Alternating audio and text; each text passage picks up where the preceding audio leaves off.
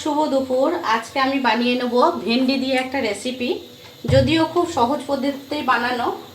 তো আমি তো সচরাচর রান্নার রেসিপি খুব একটা দেখাই না, কিন্তু আজকে ইচ্ছা করলো তোমাদের সাথে এটা শেয়ার করতে, তাই শেয়ার করছি।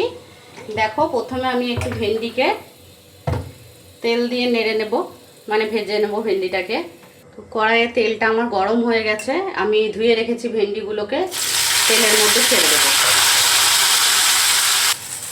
ভেন্ডিগুলো আমার তেলে নেড়ে নেওয়া হয়ে গেছে, এবার এগুলোকে একটা পাত্রের মধ্যে তুলে নিচ্ছি।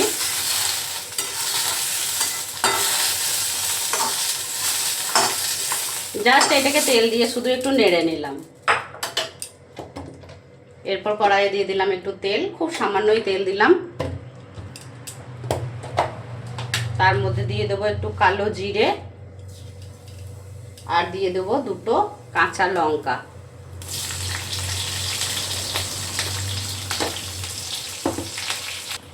এরপর আমি এর মধ্যে দিয়ে দেবো একটু কুচনো পেঁয়াজ। আমি একটা গোটা পেঁয়াজকে কুচিয়ে নিয়েছি।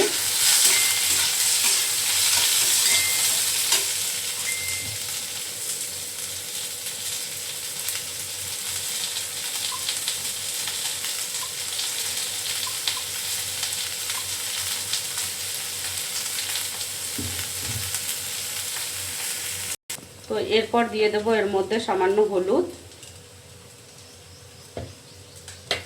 আর দিয়ে দেবো স্বাদ মতন একটু নুন,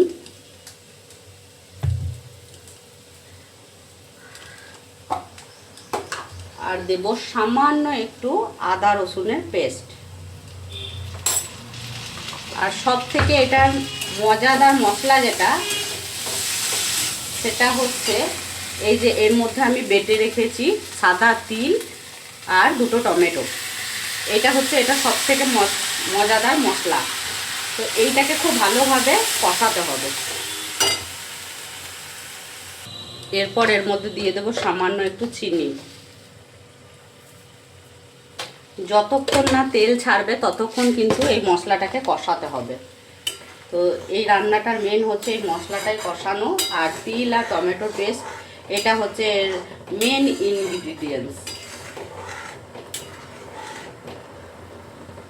যতক্ষণ মশলাটা ফুটছে ততক্ষণ আমি এই যে 250 লঙ্কা কিনে এনেছি, এই লঙ্কাগুলোর ডাঁটিগুলোকে এইভাবে ছাড়িয়ে ছাড়িয়ে একটা বাটির মধ্যে ভরে রাখবো ফ্রিজে।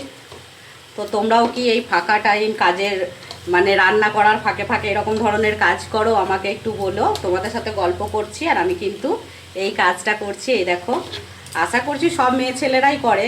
তো আমার মনে হয় যেন একটুও টাইম যাতে নষ্ট না হয়, এই কাজটাও আমাকে করে নিতে হবে, তার সাথে মশলাটাও কষিয়ে নিতে হবে, দুটো কাজই একসাথে হবে। তো সেই কারণে দেখো আমার লঙ্কাগুলো কিন্তু বেশ ভালো টাটকা তাজা। এখনকার পান্তা ভাতে খেতে এই লঙ্কাগুলো বেশ মজাই লাগে। তো সেই মতন আমি কিন্তু লঙ্কাটাও ছাড়িয়ে নিচ্ছি।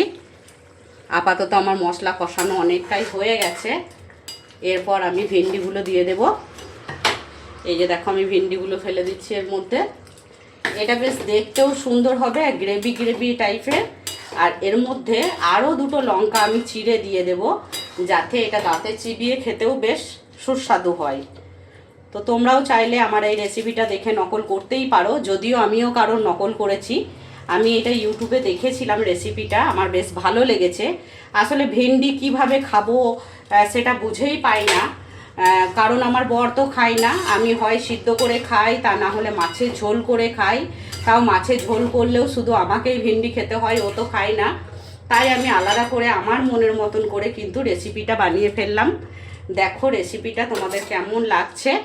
আর তার সাথে আমি বানিয়ে নিয়েছি প্রত্যেক দিনকার মতন এই যে গরম ভাত, আর আমি বানিয়ে নিয়েছি একটা 5 মিশালি টক, যেটা রেসিপি তোমাদের সাথে আমি শেয়ার করলাম না।